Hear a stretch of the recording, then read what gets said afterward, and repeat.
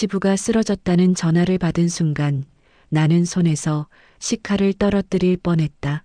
과일 껍질을 깎던 손끝이 얼어붙고 심장은 쿵 하고 내려앉았다.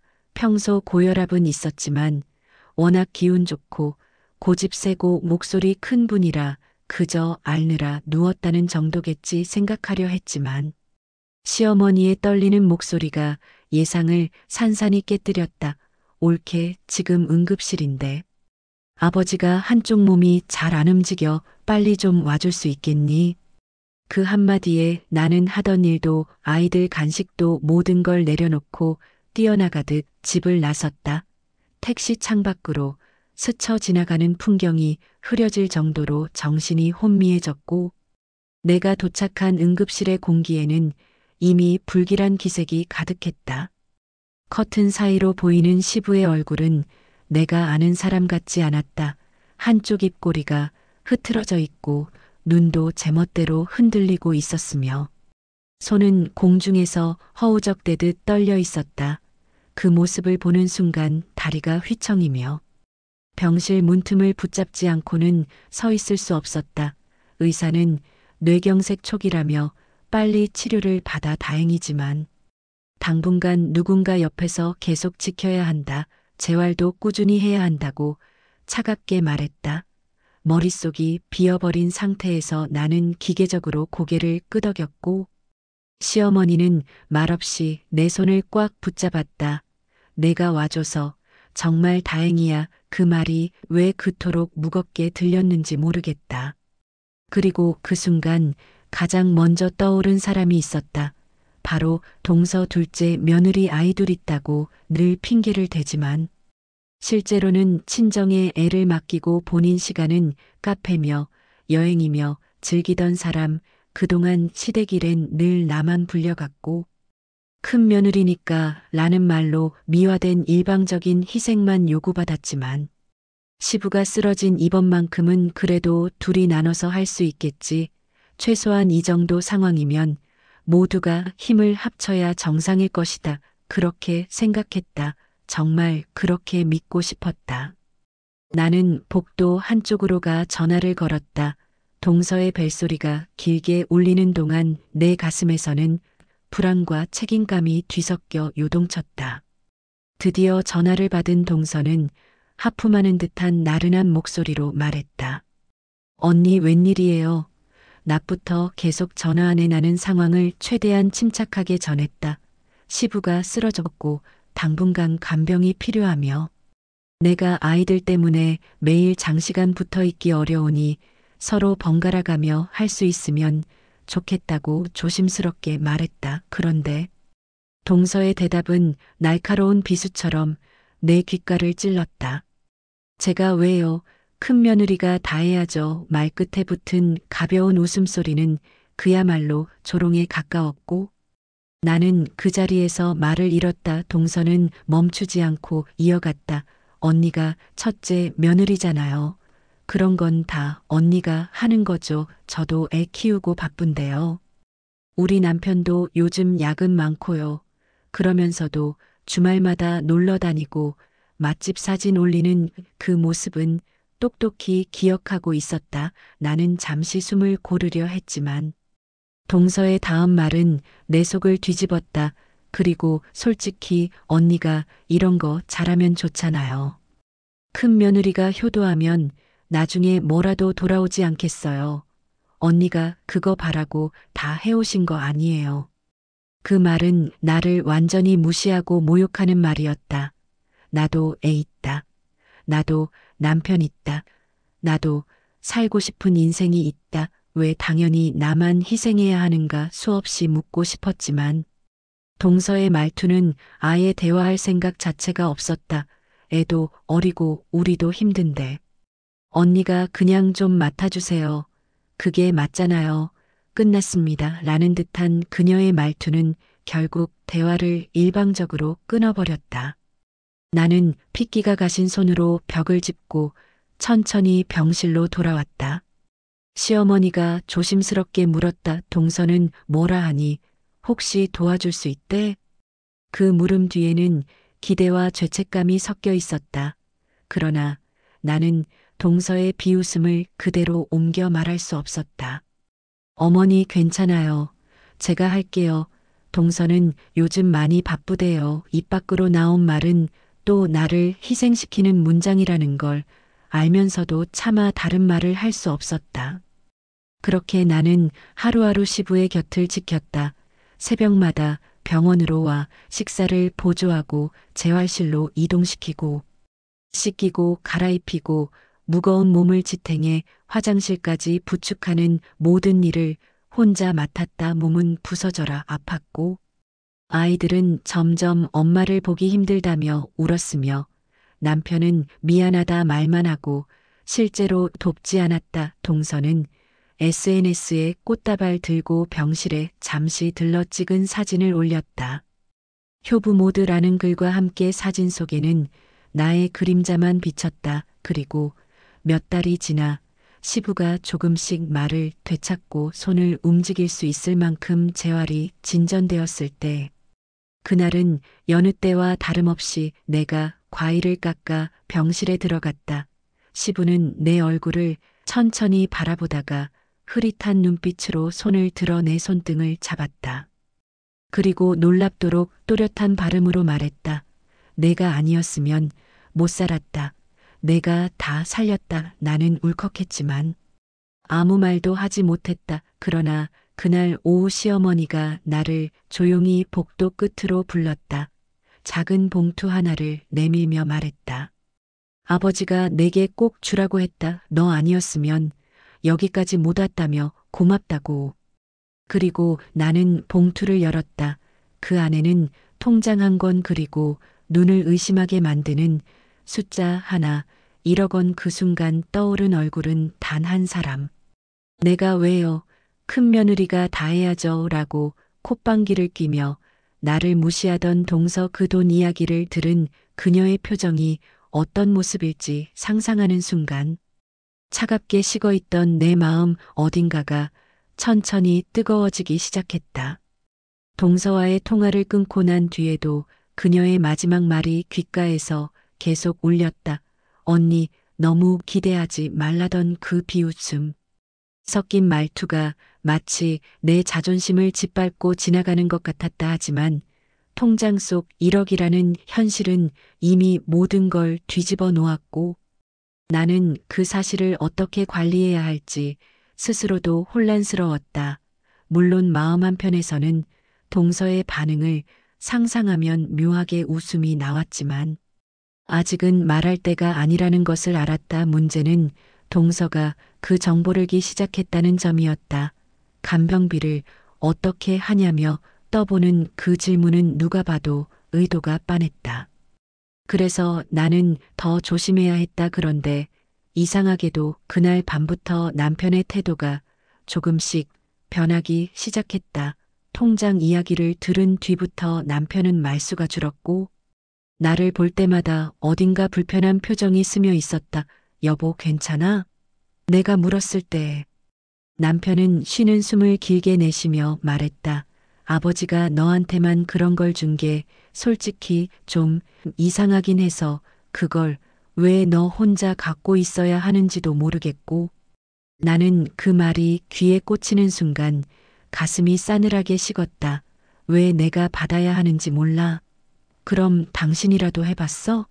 당신이 아버지 옆에서 화장실 갈 때 부축하고 밤마다 체위 바꿔드리느라 허리 다 나가봤어?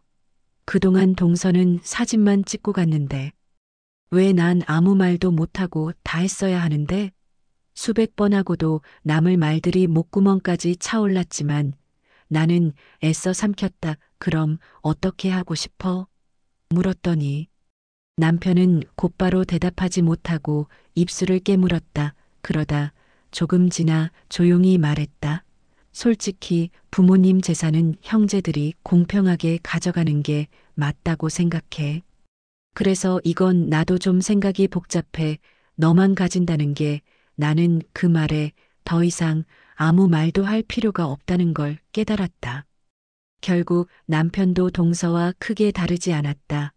나의 희생은 당연하고 보상은 모두 공평해야 한다는 이 기이하게 비틀린 논리 시부의 재산이라지만 그 재산을 위해 누가 가장 많은 것을 쏟아부었는지는 아무도 말하지 않는다. 그날 이후 동서는 계속해서 나에게 은근슬쩍 메시지를 보내기 시작했다. 언니 요즘 병원비 나쁘지 않죠. 언니 혼자 다 하다가 지치면 말해요. 제가 대신 말해드릴게요. 시어머니께 혹시 조금 챙겨주시는지. 혼자 힘들지 않아요. 애도 키우고 있는데 부담될 텐데 라는 말들은 전부 돌려 말하는 거였고 결국 핵심은 하나 돈 냄새를 얻다는 것이다. 시어머니는 며칠 동안 아무 말도 하지 않았지만 어딘가 불안한 눈빛이 있었다.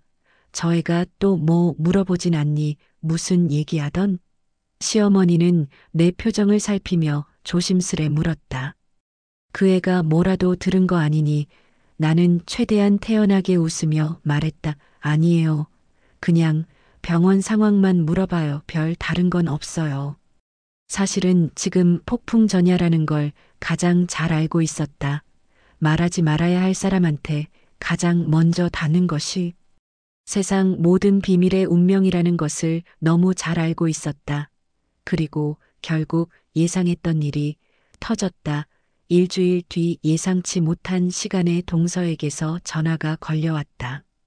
언니 통장 받았다면서요? 순간 숨이 가슴에서 걸려 내려가지 않았다. 어떻게 알았지? 시어머니가 말했을 리도 없고 남편도 그런 이야기를 하지 않았다. 나는 아무렇지 않은 척 목소리를 꾸몄다. 무슨 말이야, 통장? 무슨 소리 하는 거야? 동서의 말투는 이미 나를 조롱하는 가벼운 웃음이 섞여 있었다. 언니 아직도 숨기는 거예요? 아버님이 언니한테 통장 준 거 다 들었어요. 나 들으라고 한 말인지 몰라도 어머니가 한숨 쉬면서 말하시더라고요. 그래도 역시 큰 며느리가 오래 모시면 뭔가 주겠지 했는데. 진짜 주시네. 진짜 1억 맞아요? 나는 잠시 아무 말도 하지 못했다. 시어머니가 말한 게 아니라면 남편의 입을 통해 흘러간 것이다. 남편이 누군가에게 말했고 그 누군가가 또 동서에게 말했고 결국 가장 멀리 있어야 할 사람이 가장 먼저 알게 된 셈이었다. 동서는 계속해서 웃으며 말했다. 언니 진짜 대단하다. 효도하면 돌아온다더니. 진짜네. 근데 언니 이제 병원 계속 다녀야죠? 아버님이 준 이유가 그거잖아요. 언니가 끝까지 모시라는 거지 맞죠? 그 말이 목을 조여왔다. 돈을 받았으니 이제 모든 간병은 너 혼자 해야 한다는 선언처럼 들렸다. 그리고 그것이 그녀의 진짜 목적이었다. 내 노동과 내 인생을 한 사람에게 떠넘기려 했던 그 마음. 돈이라는 단어 하나로 더 쉽게 굳히려 했던 그 얄팍한 의도. 나는 천천히 숨을 내쉬며 대답했다. 그래, 맞아. 아버님이 고맙다고 주신 거야. 그리고 그건 나한테 주신 거야. 우리 둘이 나눠 받으라고 준 돈 아니야. 동서는 잠시 정적을 만들었다가 목소리가 단단하게 변했다. 언니 그건 원래 형제들이 나눠야 하는 거예요. 그거 언니 혼자 갖는 건 좀 아니죠. 언니만 고생한 것도 아니고. 누가 고생했어? 나는 웃음이 터질 뻔했다. 정말 누가? 병원에서 한 번 찍은 사진 올리며 효부놀이하던 그 사람이? 하지만 웃을 수는 없었다. 이건 싸움의 시작이기 때문이었다. 나는 단단한 목소리로 말했다. 동서야, 너는 내가 한 만큼만 가져가면 돼. 너가 한 게 뭐였는지 생각해봐. 그 말에 동서의 숨소리가 순간적으로 흔들렸다. 언니 지금 뭐라고 했어요? 나 지금 언니가 좀 무섭네. 그 말투는 더 이상 예전처럼 얄밉기만 한 것이 아니라 분노가 뒤틀린 소리였다. 그녀는 마지막으로 이렇게 말했다. 언니 그 돈 언니가 다 먹을 수 있을 것 같아요? 그 말은 위협이었고 경고였고 동시에 전쟁 선포였다. 그리고 그 전쟁의 시작점에 내가 서 있다는 사실이 묘하게 차갑고 뜨겁게 느껴졌다. 나는 휴대폰을 끊고 창밖을 바라봤다. 그러지 않아도 힘든 시간을 버티고 있었는데 이제는 동서까지 덤벼들기 시작했다 하지만 이상했다, 두렵지 않았다. 오히려 한참 늦게 시작된 싸움이 이제야 제자리를 찾은 듯한 느낌이 들었다. 왜냐하면 이번에는 내가 가진 게 있었다. 그것도 그녀가 절대 예상하지 못한 크기와 무게의 무기 단 하나의 숫자 1억 원.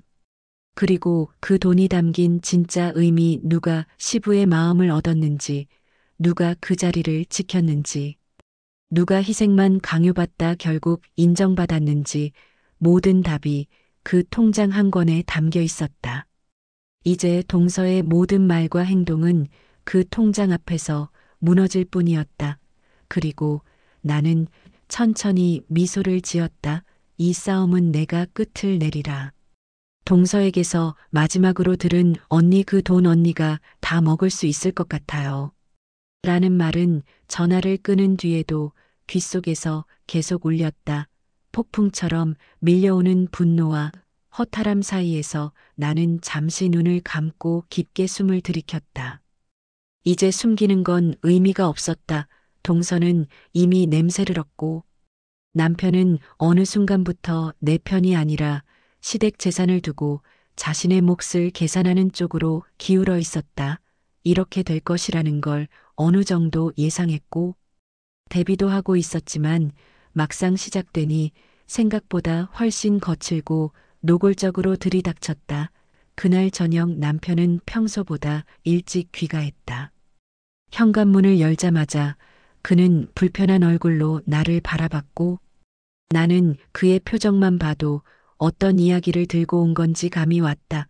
여보, 우리 얘기 좀 하자. 그 말투에는 조심스러움보다 이미 결론을 지어놓은 사람의 억제된 강압이 배어 있었다. 그는 소파에 앉자마자 말했다. 동서가 오늘 나한테 전화했어. 내가 태도 이상하다고 하더라. 통장 문제로 싸우는 것 같다고. 나는 피식 웃음이 나왔다. 태도 이상하다고? 누가? 병원에 5분 와서 사진 찍고 간 사람이. 하지만 웃을 수만은 없었다. 남편이 그 말을 꺼냈다는 건 이미 그의 머릿속에서 상황을 재편성하고 있다는 뜻이었다. 그래서 당신은 뭐라고 했는데? 나는 물었다. 남편은 잠시 말문을 닫더니 큰 한숨을 쉬었다. 솔직히 나도 좀 억울하더라. 내가 돈 때문에 그러는 건 아니야. 그런데 아버지가 너한테만 그런 걸 준 건 가족들 사이에 문제 만들 수 있다는 거지. 누나가 그걸 왜 받아야 하냐고 다들 말하고 있어. 다들. 그 말의 의미는 분명했다. 동서만이 아니라 시댁 식구들. 몇몇에게 이미 이야기가 흘러들어갔다는 뜻이었다. 그 짧은 기간에 누구 입을 통해 새어나갔을까? 답은 하나였다. 남편이었다. 나는 그에게 천천히 되물었다. 그래서 당신 말은 뭐야? 그 돈을 나눠야 한다는 거야? 남편은 대답을 피하는 듯 시선을 돌리더니 어정쩡하게 말했다. 나눠야 한다기보다 형제들끼리 큰 돈이 들어오면 서로 얘기하는 게 맞지 않나 싶어서. 나는 그 말에 웃음이 터져나왔다. 당신들은 서로 언제 얘기했어? 시부가 쓰러졌을 때 간병을 누가 할지 얘기했어? 당신 동생은 제가 왜요? 큰 며느리가 다 해야죠 라고 비웃고 가버렸어. 당신은 아버지 옆에 앉아 밥 한 번 떠먹인 적 없지 않아. 그런데 왜 돈 얘기만 공평해야 돼? 그 말에 남편의 표정이 굳어졌다. 나도 화가 난 거 참아가며 말하는 거야. 아버지 돈이라고 해도 결국 형제들 거잖아. 내가 간병을 많이 했다고 해서 그걸 내가 다 가져야 한다는 건 아니지. 그 말이 끝나는 순간 나는 남편을 똑바로 바라보았다. 내가 간병 좀 해봤으면 좋겠다. 하루만이라도 휠체어 밀고 옮기고 밤새 체위 바꿔드리고. 기저귀 가는 거 해본 적 있어? 내 허리가 어떻게 되는지, 내 손이 얼마나 부서지는지, 내 정신이 얼마나 무너지는지. 단 하루라도 해봤어? 남편은 입술을 꼭 다물었다. 아무 말도 하지 못했다. 나는 남은 힘을 짜내듯 말했다. 당신들이 다 당연하게 생각했던 그 모든 걸 내가 했어. 그리고 그걸 본 사람은 아버님뿐이었고, 그래서 아버님이 나에게 준 거야. 그걸 이제 와서 공평하게 나누자는 건 도둑질이랑 다를 게 없어. 남편이 반박하려는 듯 입을 열었지만 결국 아무 말도 하지 못했다. 그날 밤 창밖으로 골목이 잠잠해진 시간에 시어머니에게서 메시지가 왔다. 얘야, 그 애가 연락해서 뭐 묻지 않든? 내가 말한 건 아닌데. 내가 무슨 실수한 건 있는지 걱정된다. 그 메시지에는 두려움이 묻어 있었다. 동서의 성격을 잘 아는 시어머니답게 일이 번질까봐 걱정하는 게 고스란히 느껴졌다. 나는 시어머니께 걱정 말라고 답장을 보내면서도 속으로는 생각했다. 동서는 이미 선을 넘었고 남편은 믿을 수 없고 결국 이 싸움의 무게는 고스란히 내 몫이라는 것을 다음 날 병원에 갔을 때 시부는 나를 보며 천천히 손을 들어 올렸다. 그리고 어눌하지만 확실한 발음으로 말했다. 고마워. 내가 아니면 모르겠다. 그 말 한마디가 내게는 100번의 위로보다 더 컸다. 그런데 그때였다. 병실 문이 벌컥 열리며 동서가 들어왔다.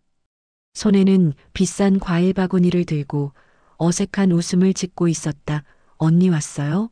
아버님 좋아지셨다길래요. 그런데 눈빛은 웃고 있지 않았다. 그녀의 시선은 시부도 아니고 시어머니도 아니었다.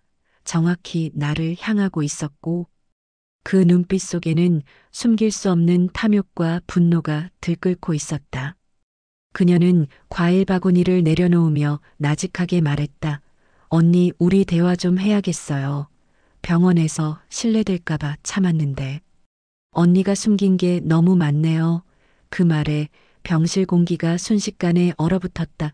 시부는 상황을 이해하지 못한 채 나를 바라보고 있었고 시어머니는 놀란 눈으로 동서를 보았다. 그리고 그 순간 나는 깨달았다.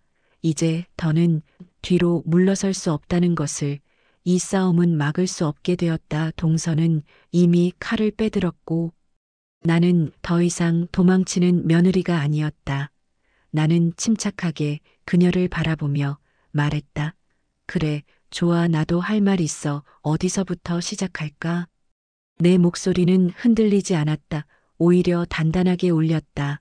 왜냐하면 지금 이 싸움에서 다 흔들릴 사람이 바로 동서였기 때문이다. 그리고 그 사실을 그녀는 아직 전혀 모르고 있었다. 동서가 병실에 들어온 순간부터 공기는 이미 불길하게 일렁였다. 그녀는 과일 바구니를 내려놓고는 입꼬리를 올려 억지 웃음을 지었지만 눈빛은 발톱을 감춘 짐승처럼 노골적인 적의와 탐욕을 숨기지 못하고 있었다. 언니, 우리 얘기 좀 해야죠. 병원이라 민망해서 참았는데. 이제는 말해야겠어요. 그녀가 그렇게 말하는 순간 시어머니가 놀란 표정으로 우리 둘을 번갈아 바라봤다. 무슨 일이냐? 얘들아, 왜 이렇게 싸늘하니? 동서는 대수롭지 않다는 듯 시어머니를 향해 말했다. 아니에요. 어머니, 그냥 언니가 요즘 저한테 숨기는 게 좀 있어서요. 언니가 아버님한테 받은 거요.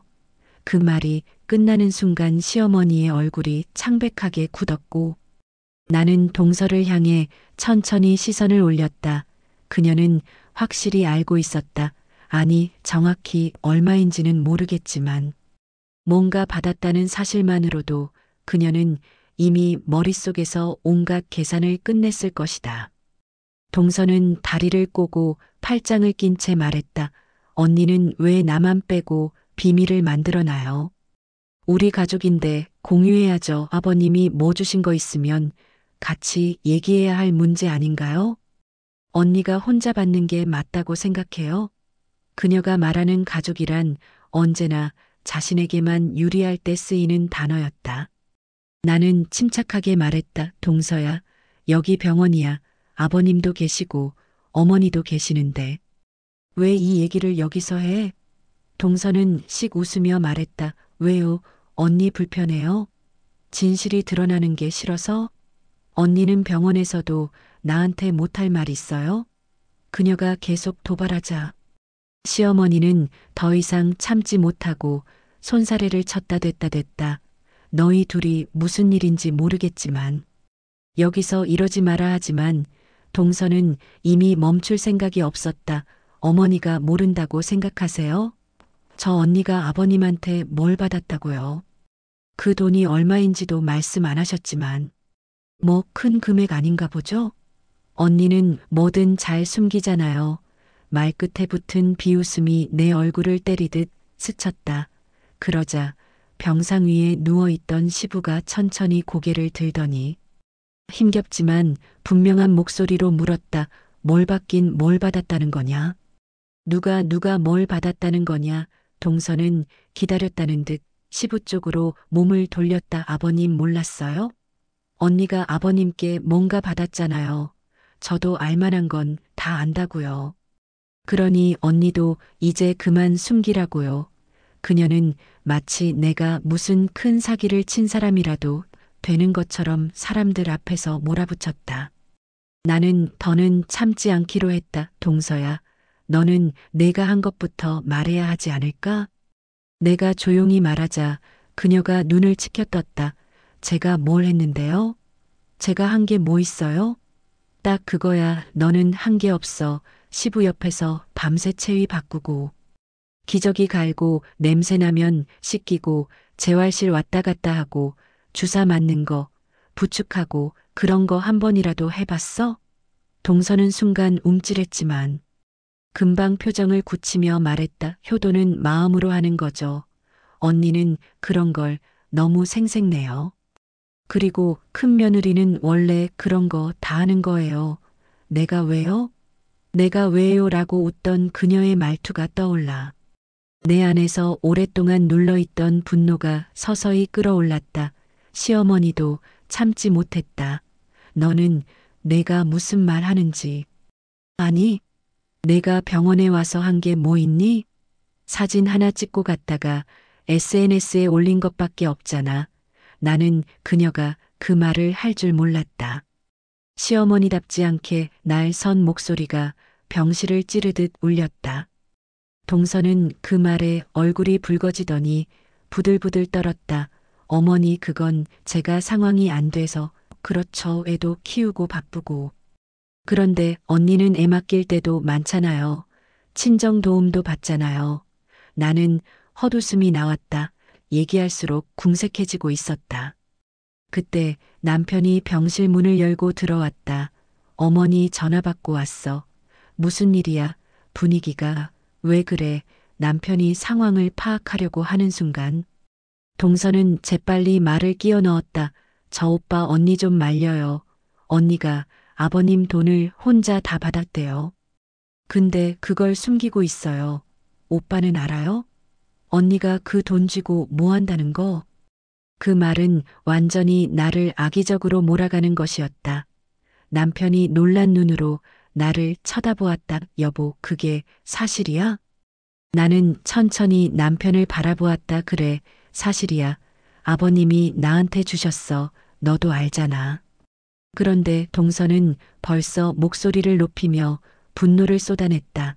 언니는 그런 돈 혼자 받으면 안 되는 사람이에요. 가족들이 있는데. 어떻게 혼자. 나는 그 말을 끊고 조용하지만 단단하게 말했다. 가족? 넌 나한테 가족이었니? 내가 한 게 뭐였는지 말해볼까? 넌 시부 쓰러졌다는 말 듣고 뭐라 그랬지? 제가 왜요? 큰 며느리가 다 해야죠. 라고 했지. 사진 찍고 갔다가 SNS에 효부놀이한 건 너잖아. 그녀의 얼굴이 점점 일그러졌고 병실 안은 숨소리조차 멈춘 듯 정적이 흘렀다. 나는 이어서 말했다. 아버님은 내가 아니라 나를 봤어. 내가 뭘 했는지 알고 계셔. 그래서 나한테 주신 거야. 그건 나한테 고맙다고 주신 거고. 너와는 아무 상관도 없어. 내가 조금이라도 도와줬다면 아버님이 내 손도 잡아주셨겠지. 하지만 넌 나타난 적도 없었어. 동서는 결국 폭발하듯 소리를 질렀다. 언니 진짜 어이가 없네. 어떻게 그렇게 말해요? 언니만 힘들었어요? 나는 그녀의 말을 끊고 마지막으로 던졌다. 그래, 내가 힘들었다고 해보자. 그래서 넌 뭘 했어? 내가 한 것부터 말해봐. 동서는 결국 입을 열지 못했다. 말할 게 없었기 때문이었다. 병실안은 그녀의 침묵으로 더 크게 울렸다. 그리고 그제서야 시부가 힘을 짜내 말문을 열었다. 그 돈은 내가 줬다. 나한테 고맙다는 말 들은 사람은 이 아이 하나뿐이야. 나한테 남은 건 이 아이뿐이다. 그 말은 동서의 숨통을 완전히 끊는 듯 했다. 그녀의 얼굴은 새빨개졌다가 파래졌다가 다시 흑빛으로 변했다.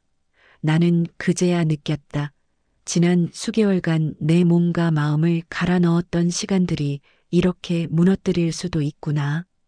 동서는 결국 씩씩대며 병실을 뛰쳐나갔다. 문이 쾅 닫혔고 병실 전체가 흔들릴 정도였지만 아무도 그녀를 붙잡지 않았다. 모두가 알고 있었다. 이제 진짜 전쟁은 시작되었다는 것을, 그리고 첫 승자는 나라는 것을.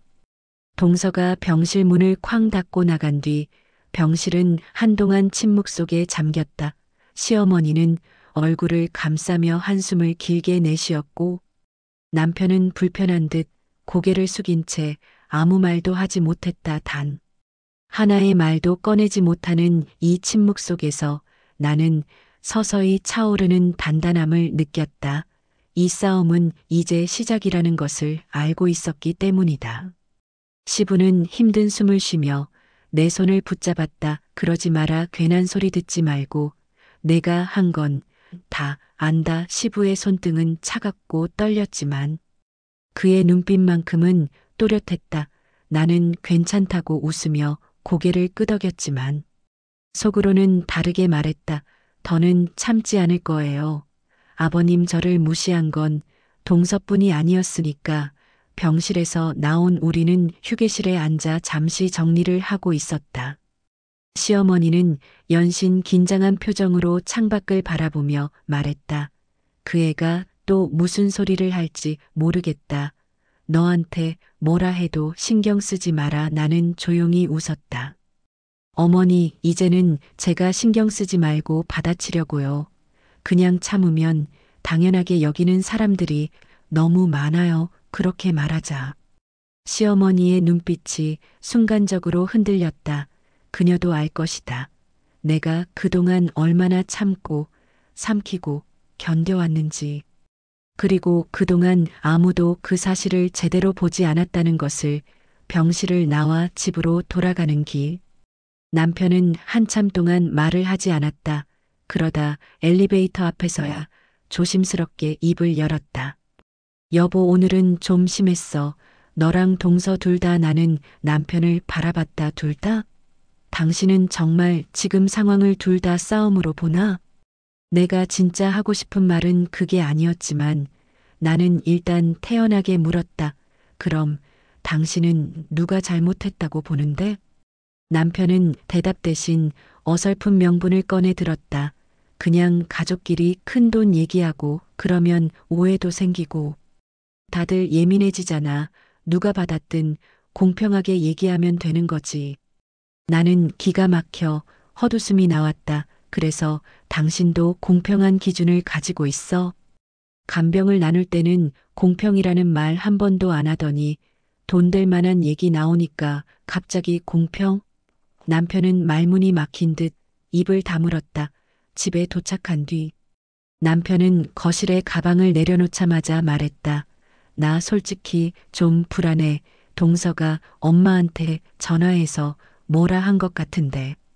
나중에 집안 분위기 더 안 좋아지면 어쩌지. 나는 그 말에 더 이상 감정을 숨길 필요가 없다는 걸 느꼈다. 집안 분위기를 지금 망치고 있는 게 누군데? 도움이 필요할 땐 나만 불러놓고 돈 얘기만 나오니까 갑자기 우리가 한 가족이라며 공평하게 나누자고.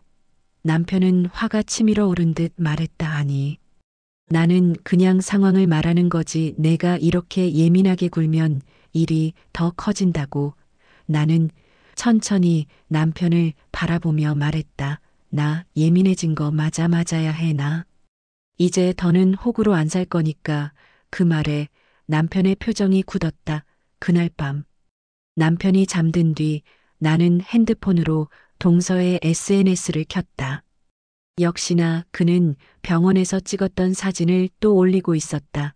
아버님 병문안 효부놀이는 힘들어요. 라는 글귀가 붙어 있었다.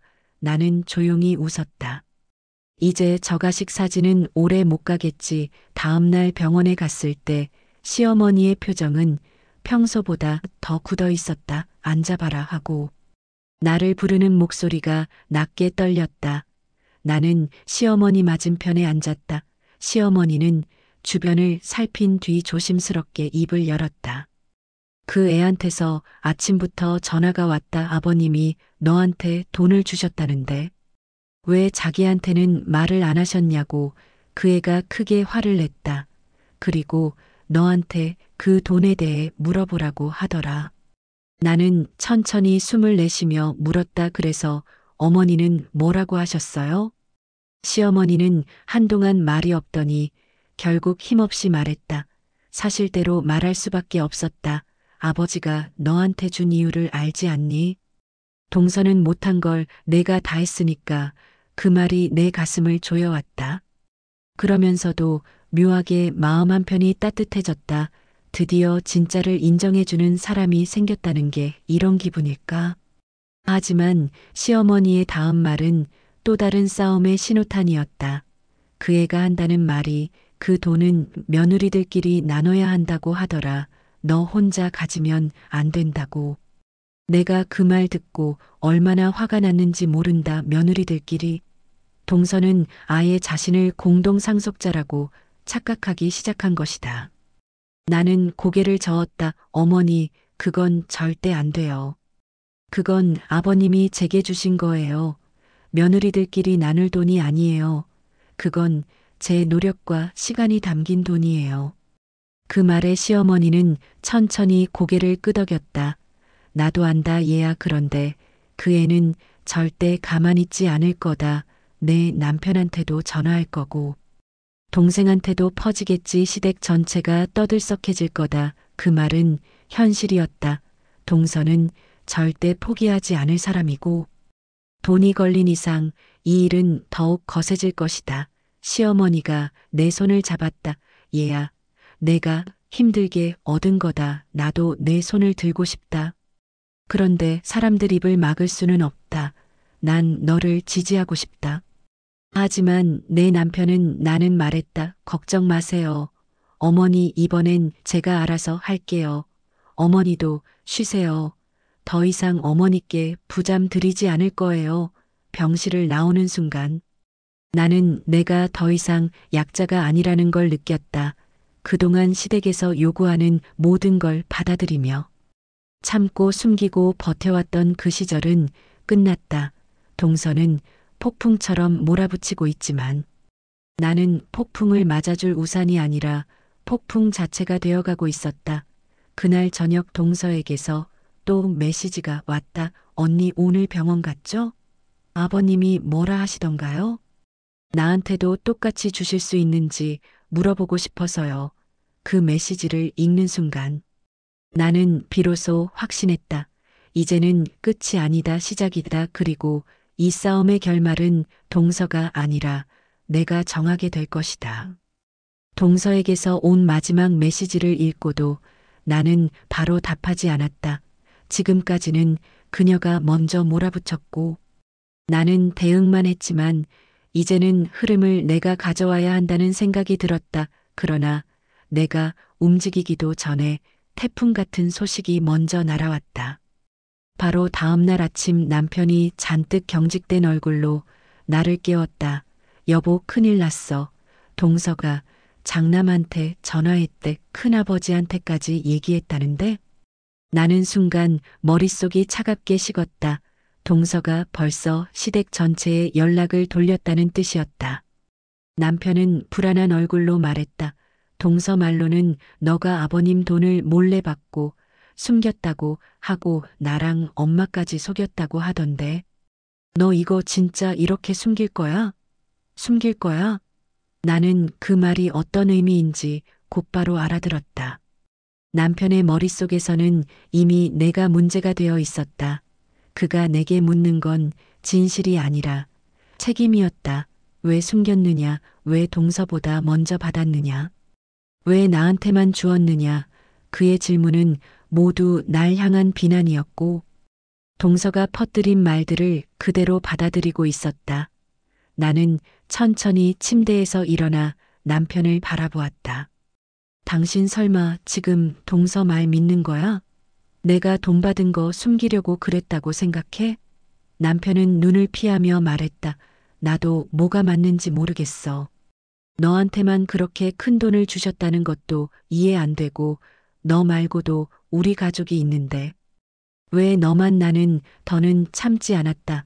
왜 너만 이 소리 그만해. 당신이 아버님 간병 얼마나 했는데? 하루라도 재활실 따라가 본 적 있어? 아버님 팔 들어 올리려다가 허리 끊어질 것 같은 적이라도 있어? 당신은 내가 매일 하는 일에 관심이라도 있었어?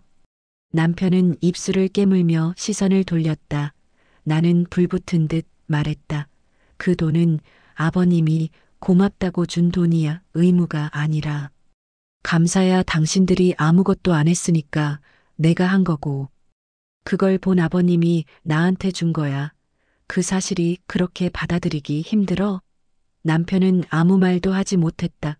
오히려 표정은 더 굳어졌다. 그 순간 나는 깨달았다. 남편에게도 내 희생은 당연한 것이었다. 즉, 보상은 내 것이 아니라 집안의 것이어야 한다는 그들의 오래된 생각이 남편에게도 뿌리 깊게 자리 잡고 있었다. 그는 마지막으로 이렇게 말했다. 아무튼 오늘 저녁엔 어머니 댁으로 와. 우리 다 같이 얘기하래.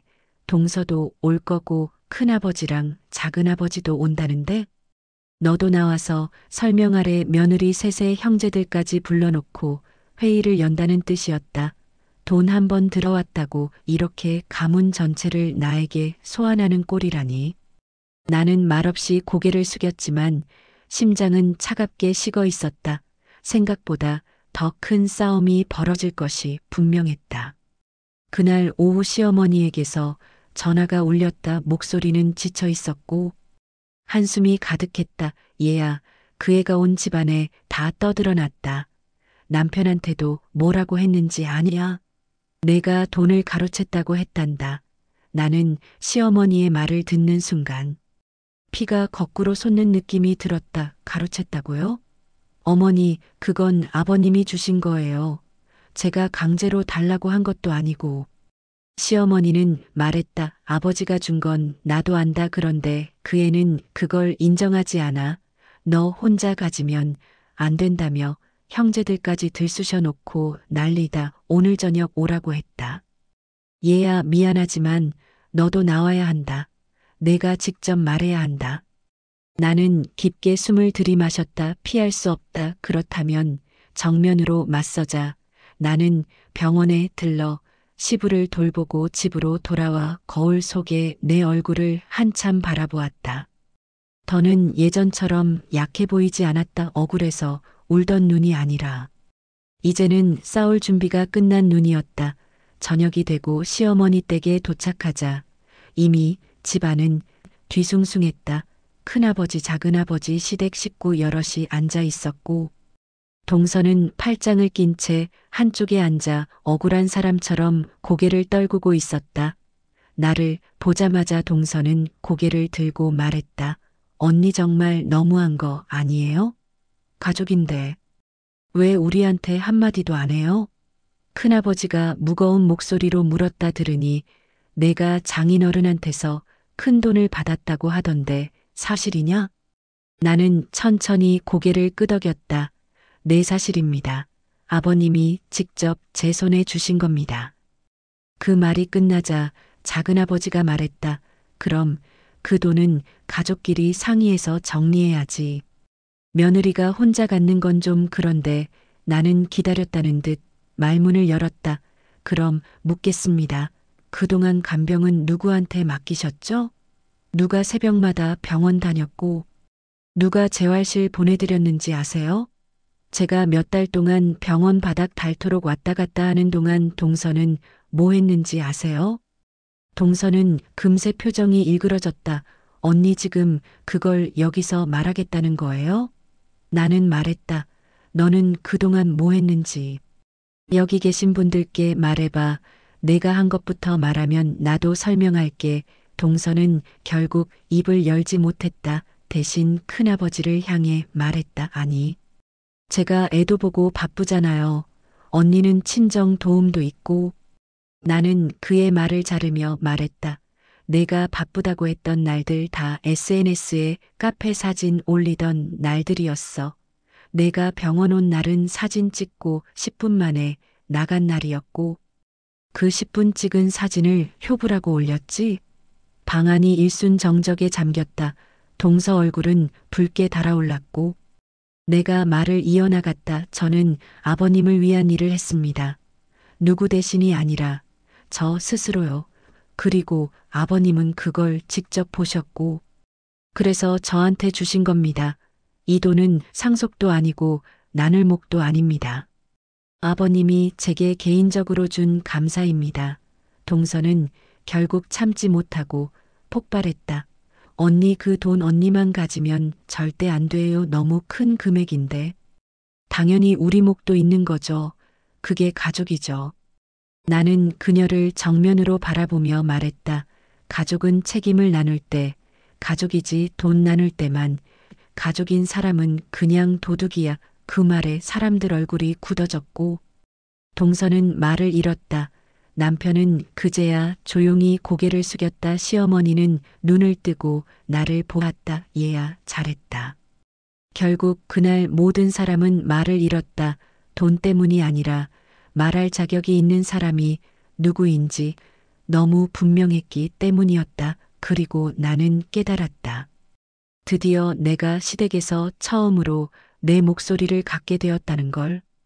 동서가 더 이상 말문이 막혀 아무 말도 하지 못한 채 숨을 몰아쉬고 있을 때 시댁 거실의 공기는 무겁게 가라앉아 있었다. 그러나 그것이 폭풍의 끝이 아니라 시작이라는 것을 나는 직감하고 있었다. 동서는 쉽게 무너질 사람이 아닐 뿐 아니라 돈 앞에서는 더더욱 물러서지 않을 여자였다.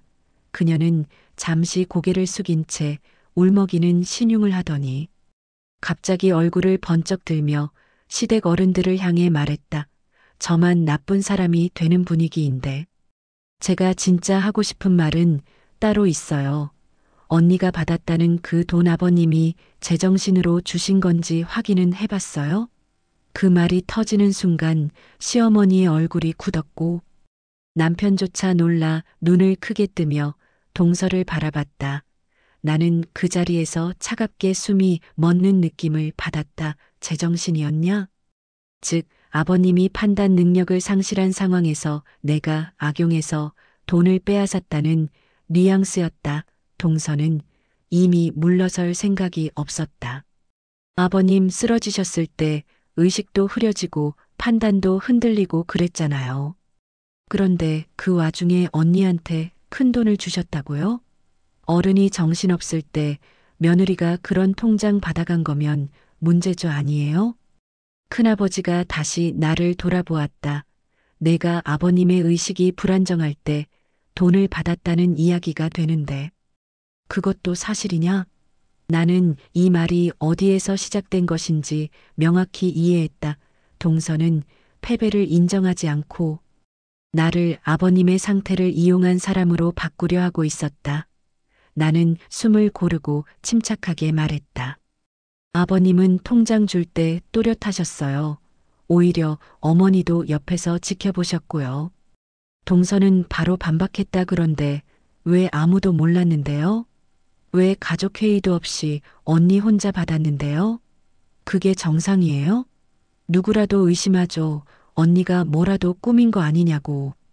그녀의 말은 칼날처럼 정확히 대중의 심리를 찔렀다. 누군가 단독으로 돈을 받았다. 분명 뭔가 있다는 흐름을 의도적으로 만들고 있었다. 나는 자리에서 일어나며 말했다. 아버님이 직접 나를 불러서 주신 거예요. 감사하다고 하시면서 동서는 다시 목소리를 높였다. 근데 왜 카톡 단체방에는 말도 안 해요? 왜 형님한테도 말 안 해요? 왜 시댁 식구 누구도 몰라요? 언니가 무슨 의도였는지 모르겠네요. 숨기려고 한 거 아니면 뭐예요? 방 안은 다시 소란스러워졌다. 한두 명씩 서로 시선을 주고받으며 확신을 갖는 듯한 눈빛을 띠기 시작했다. 그 순간 남편이 한숨을 쉬며 말했다. 나도 솔직히 좀 이상해. 내가 왜 나한테도 말 안 했는지. 나는 남편의 말을 듣는 순간 심장이 저릿하게 식어버렸다. 그는 아직 진실보다 체면과 여론을 신경 쓰고 있었고, 동서가 만들어 놓은 이야기 틀 안에서 움직이고 있었다. 동서는 남편의 말을 듣자 기다렸다는 듯 고개를 끄덕였다. 맞아요. 언니는 이상하다고요. 남편한테도 말 안 했다는 건 의도가 있다는 거죠. 그게 뭐겠어요? 혼자 가지려고 했다는 거죠. 그 말 한마디에 거실 분위기가 다시 한번 크게 흔들렸다. 작은아버지가 말했다. 아무리 그래도 며느리가 단독으로 큰 돈을 받는 건 좀 그렇지 않냐. 아버님이 정말 그걸 원하셨는지도 확실하지 않고. 그런데 이때였다. 시어머니가 손바닥을 탁 치며 말했다. 됐다. 좀 조용히 해라. 너희들 지금 무슨 말을 듣고 있는지 아냐? 나는 숨을 멈추고 시어머니를 바라봤다. 그녀의 얼굴은 흔들리고 있었지만 목소리는 단호했다. 아버지가 내 며느리에게 돈 준 건 내가 옆에서 똑똑히 봤다. 제정신이었고 고맙다는 말까지 했다. 그렇게 말했다. 그런데 동서는 질 수 없었다는 듯 또다시 말했다. 그런데 어머니도 언니 말만 믿으시는 거잖아요. 언니가 뭐라고 했는지 모르죠?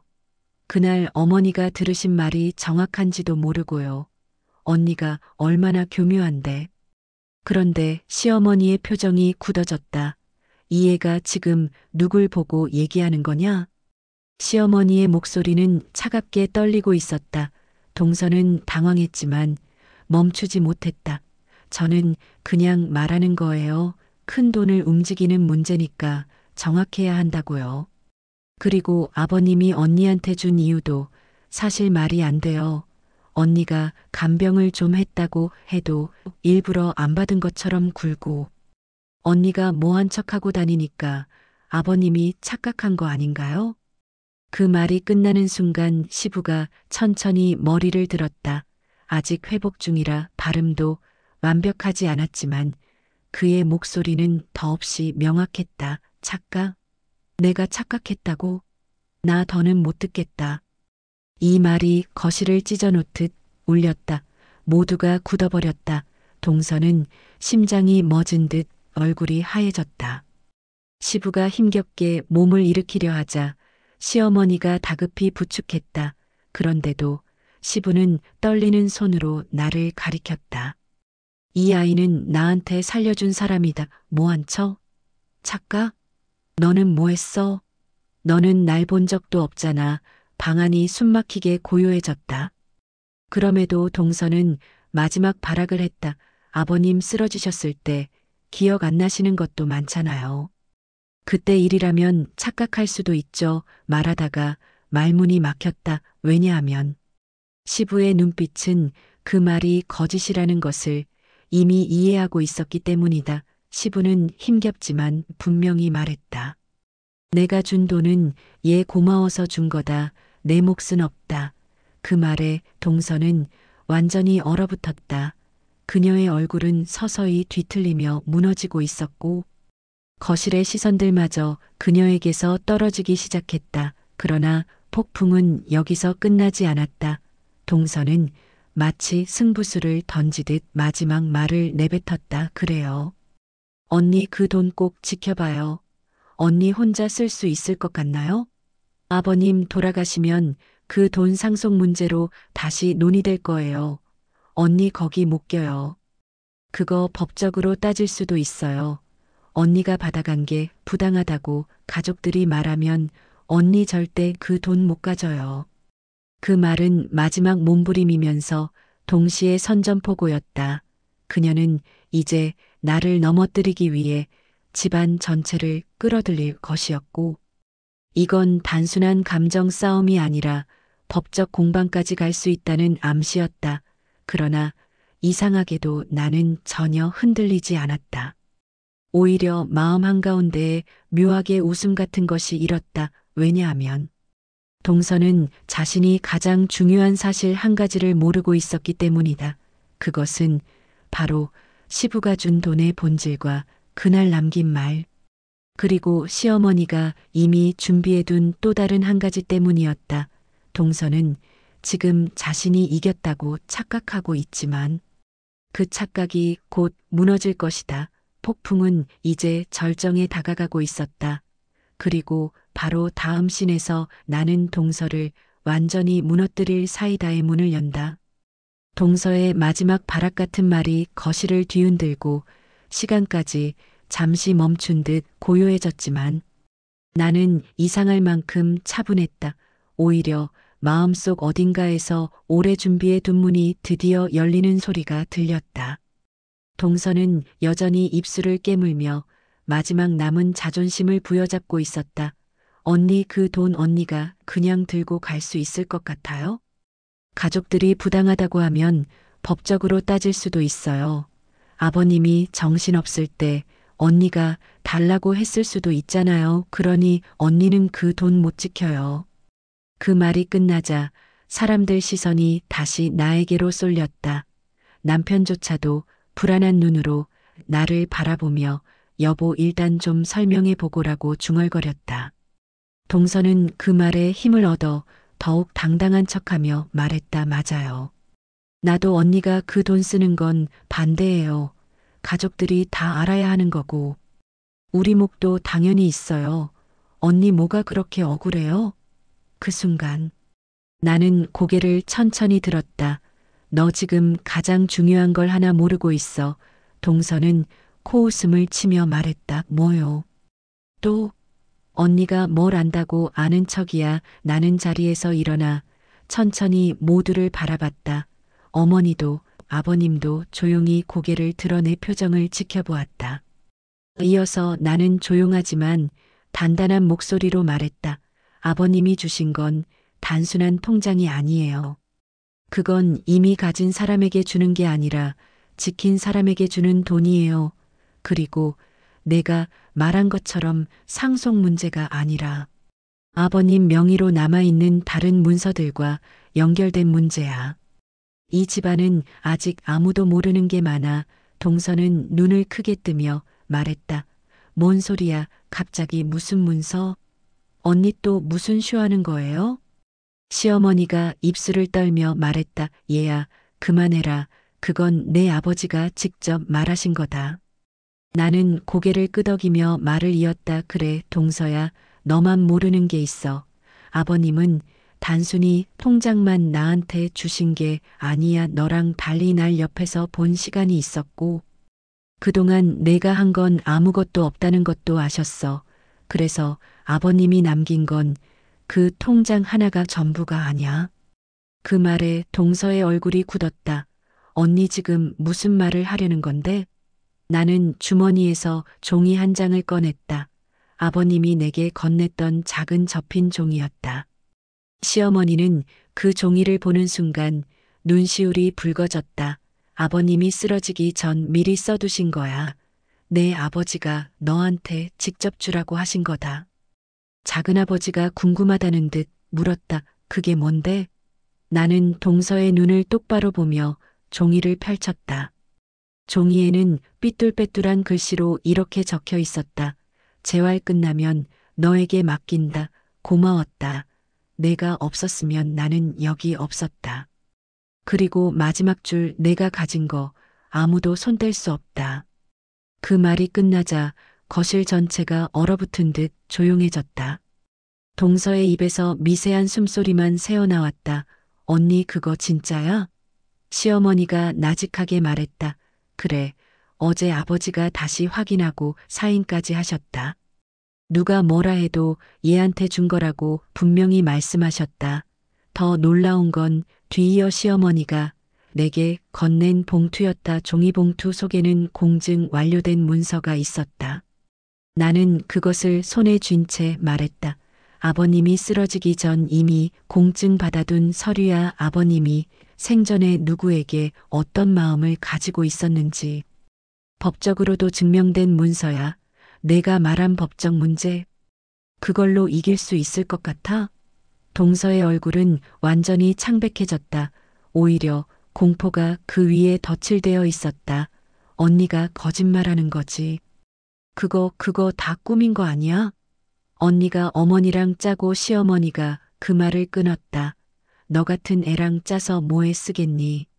내가 아버지 옆에 한 번이라도 있었으면 이런 일도 안 벌어졌겠지. 나는 천천히 말했다. 넌 한 번도 아버지를 지키지 않았어. 그런데 왜 아버님이 남긴 걸 내가 가져가려고 해?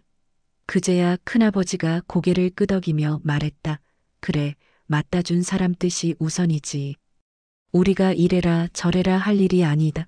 작은아버지도 덩달아 말했다. 그렇지 뭐 며느리가 고생한 건 사실이고. 아버님이 준 걸 왜 나누자고 해. 동서는 더는 버티지 못한 듯 얼굴을 감싸며 주저앉았다. 오빠 말 좀 해봐. 나 억울해. 언니가 다 꾸며낸 거라니까. 오빠가 말 좀 해줘. 그러나 남편은 아무 말도 하지 못했다. 그가 알고 있는 사실보다 지금 눈앞에서 벌어지는 진실이 훨씬 선명했기 때문이다. 나는 남편을 보며 조용히 말했다. 당신이 말하던 공평이 이런 거야. 내가 한 건 하나도 보지 않고 나누자는 말만 했던 당신의 공평은 이런 거였어? 남편은 입술을 깨물며 시선을 피했다. 대답할 수가 없었다. 더는 동서에게 유리한 말도 할 수 없었다. 그리고 마침내 시부가 다시 입을 떼었다. 내 목소리는 네가 지켰다. 이 집은 네가 지켰다. 그 말에 동서는 완전히 무너졌다. 그녀는 눈물인지 분노인지 모를 표정을 하고 자리에서 벌떡 일어나 문을 향해 걸어갔다. 나중에 후회할 거야. 언니나 진짜 가만히 안 있을 거야. 그러나 나는 미소를 지었다. 그래 한번 해봐. 내가 뭘 하든 결과는 이미 정해져 있으니까. 동서는 그 말 하나에 숨을 멈춘 듯 멍하니 나를 보다가 결국 문을 쾅 닫고 뛰쳐나갔다. 폭풍은 거칠게 지나갔고 이제 사이다는 넘칠 일만 남아 있었다. 그리고 나는 드디어 느꼈다. 더는 내가 흔들린 자리가 아니라는 것을, 내가 지켜온 자리였다는 것을.